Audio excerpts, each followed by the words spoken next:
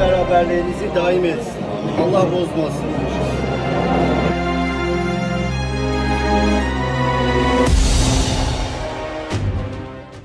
Bizleri bu çatı altında bir araya getiren, buluşturmaya vesile olan başta Dünya Aşiret Lideri Sayın Ali İhsan Zeydan'a, büyüğümüz ve ulusal başkanımız iş insanı Sayın Hacı Tavun Zeydan'a, Dünya Aşiret Derneği'ne ve İstanbul'da komitede yer alan ve bizleri burada bir çatı altında toplayan, bir araya getiren arkadaşlarımıza tekrar huzurlarınıza teşekkür ediyorum.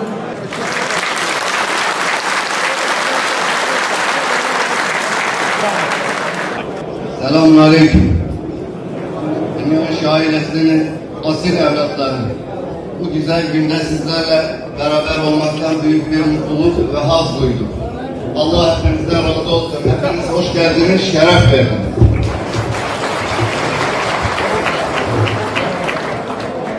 Ramazan ayının bereketi ve feyzi hepimizin üzerinde olsun. Sevgili kardeşlerim, biz dünyaya 1100 yıl önce bu topraklara gelen insanlarız. Bizim tarihimiz şerefli ecdadımızın haysiyetli ve onurlu mücadelesiyle geçmiştir.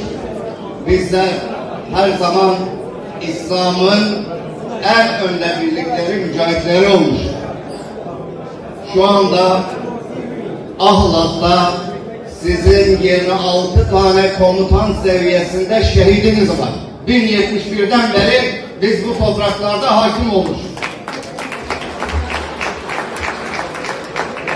Ben sizlerle muhabbet ederken 6 milyon nüfusu olan 3 devletten bir aşiretten bahsediyorum. Geçmişiniz o kadar kıymetli ki sizler o büyük bir ailenin evladı olarak her zaman gurur duymalısınız. Bu ailenin kıymetini, Bünyamin'in kıymetini yaşadığınız sürece evlatlarınıza anlatın. Geçmişinizi, ecdadınızı unutmayın. Ecdadımızın yolunda gitmek bizim şeref, haysiyet ve namus borcumuzdur. Bunu asla aklınızdan çıkarmayın. Sevgili kardeşlerim, ben 3 sene önce rahmetli babamın vefatından sonra sizlerin hizmetkarlığına sizler beni getirdiniz. Ben sizin aşiret lideriniz değil, ben bütün Bünyamin'in hizmetkarıyım. Sizler çok kıymetlisiniz. Birbirinizi sevmekten asla vazgeçmeyin. Bu kadar kadim ve kayıp olan ailenizin kıymetini bilerek yaşayın. Ben Bünyamin'lere hep şunları söylüyorum. Diyorum ki Allah aşkına ecdadınızın yaptığını unutmayın. Sürekli mezarlıklarınızı, kabristanlarınızı ziyaret edin ki ecdadınız, atanız, babanız sizler için, bizler için neler yapmış onu bilin. Bunu hiç aklınızdan çıkarmayın. Kırılın ama eğilmeyin. Kürtçe söylüyorum. Beşken emanet çevirin. Büyüklüğünüzün kıymetini bilin. Hiç kimseye sadece Allah'ın önünde secdeyin. Allah'a rükû edin. Ne olacak bu dünyada hepimiz gelip gideceğiz. Hiç korkusuz da olun. Korkan adam imansız adamdır. Çünkü ölüm her kulun üzerinde haktır. Onun için hiçbir şeyden çekinmeyin. Şunu söylüyorum. Tabi burada bir sürü akrabamız var. Muş'tan gelen akrabamız var. Oğuz'tan gelen akrabamız var. Patmos'tan gelen var. Muş, Diyadin, Tatvan, Bitlis, Hakkari, Van, Çaldıran, Muradiye, Irak, İran, toplam 6 milyon nüfusu olan bir ailenin evlatlarısınız siz. Her zaman başınız dik olsun. Her zaman aşiretinizle gurur duyun. Her zaman birlikteliğinizi, birbirinize olan sevginizi daim kılın. Cenab-ı Allah bizleri kaim ve daim eylesin. Cenab-ı Allah hepinize uzun ömürler versin. Biz gönülden birbirimize bağlıyız. Benim Yüksekova'da olmamı düşünmeyin. Veya bir akrabamızın Ağrı'da olduğunu. Bizim gönüllerimiz bir, kalplerimiz bir. Bizim kıblemiz bir, bizim aşiretimiz bir.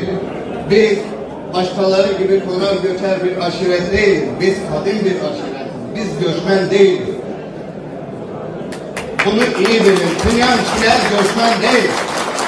Türkiye'nin her yerinde bizim akrabamız var. Bizim Konya'da akrabamız var. Bizim Kayseri Bünyan'da akrabamız var. Bizim Malatya Beylerderesi'nde akrabamız var. Bizim Iğdır'da akrabamız var. Bizim Ağrı'da akrabamız var. Bizim Muş'ta akrabamız var. Bizim Bitlis'te akrabamız var. Bizim Şırnak'ta akrabamız var. Bizim Hakkari'de akrabamız var. Büyük Çiftlik mezarlığını belki görenleriniz yoktur. O mezarlık tam 1100 yıllıktır. 1100 yıllık ecdadımızın dağılma yeri orasıdır.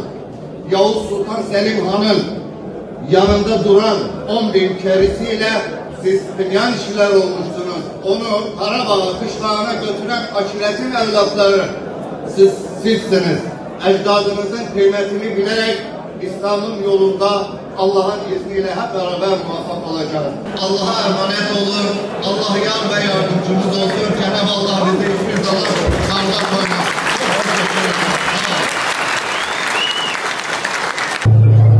Öncelikle hepinizi saygıyla, sevgiyle, muhabbetle selamlıyorum. Bu büyük ailenin ferdi olmaktan da onur ve gurur duyuyorum. Burada Türkiye'nin her köşesinden bu iftar yemeğine katılan bütün akrabalarımıza, bütün aşiret mensuplarına hürmetlerimi arz ediyorum.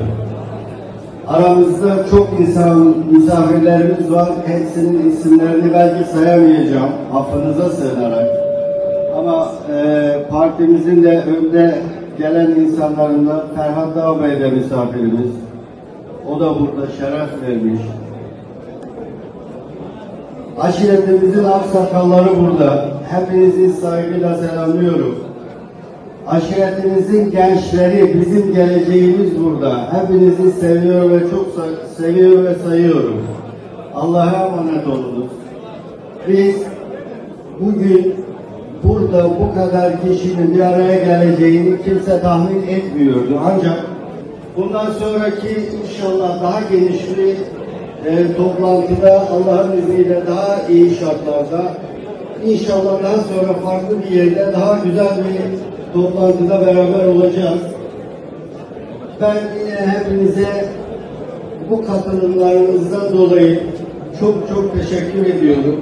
Ben de bir kardeşiniz olarak, bu aşiretin bir ferdi olarak her zaman sizin emrinizde ve yanınızda olacağımı bilmenizi istiyorum. Hepinizi saygıyla, sevgiyle selamlıyorum. Allah'a emanet olun. Ben böyle büyük bir ailenin içerisinde olduğum için hep kendimi bir başka şanslı hissediyorum, bir başka mutlu addediyorum. Allah hepinizden razı olsun. Emeklerinize, ayaklarınıza, gayretlerinize sağlık. Aile büyüklerimize de tekrardan burada göstermiş olduğu inceliklerden dolayı çok teşekkür ediyorum. Bizim özel bir yakınlığımız var, hukukumuz var, bizim abilerimiz. Çok da yakından görüşürüz. Allah razı olsun. Her birinize ayrı ayrı selamlıyor. Allah'a emanet ediyorum.